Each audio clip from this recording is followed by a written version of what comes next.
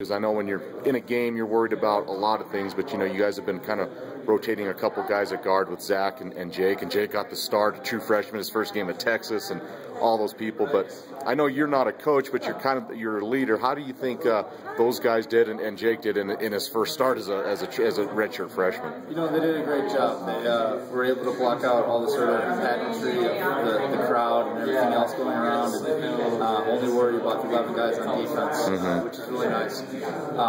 So yeah, being able to control their emotions and what's going on, because I've been there before, and it's not the easiest thing.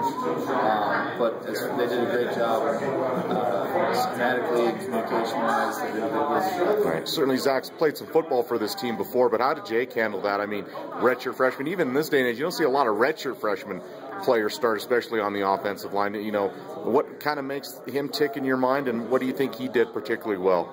You know, he like I said, he was able to focus and complete his assignments. You know, that's really all we're asking of him. We're not asking him to make too many calls. We got a lot of veteran guys out there that can do that for him and point it in the right direction, and all he has to do is fire off the ball and win in his one-on-one battle. And I think that's really where he excels, is he can get some really good push on some Texas D linemen from last week, and you know, hope to see him continue to improve into this week.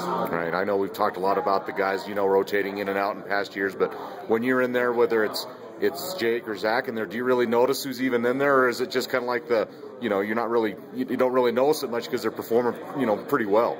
Yeah, you know, we work it so much in practice as far as rotations, even with hypothetical injury things, we have people shifting around just so we're always prepared. And it's those sort of things, the sort of continuity, or lack thereof, you're used to it. And that makes it sort of easy. Everyone, it's such a revolving door. Everyone knows their assignment, and we get that sort of work in practice, and in the game, that's why you can make it sort of interchangeable. Right. How would you assess, I know you guys have crunched film and been graded, how would you assess the O-line play in that first game against Texas? You know, some things that we're happy to see, especially effort-wise. Execution, we have definitely a lot to work on.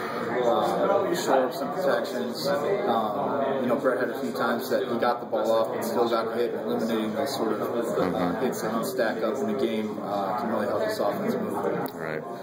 I guess, I know you guys didn't run the ball a lot against Texas. Probably game plan that way, and I don't know if you're going to run it 50 times on Saturday against Toledo, but I imagine you're probably going to run it a little bit more as an O-line. Does that make you feel pretty good? Does that kind of get you guys fired up? Again, I'm not saying you'll run it 60 times, but does that kind of fire up a little bit, knowing you probably at least run it a little bit more and get to maybe, you know, just get down and dirty like that? Yeah, you know, pass protection is in our job description, and we're all willing to accept that responsibility. But you know, the run blocking and breaking big runs is really what gets the blood pumping as far as the one. Gotcha. Perfect.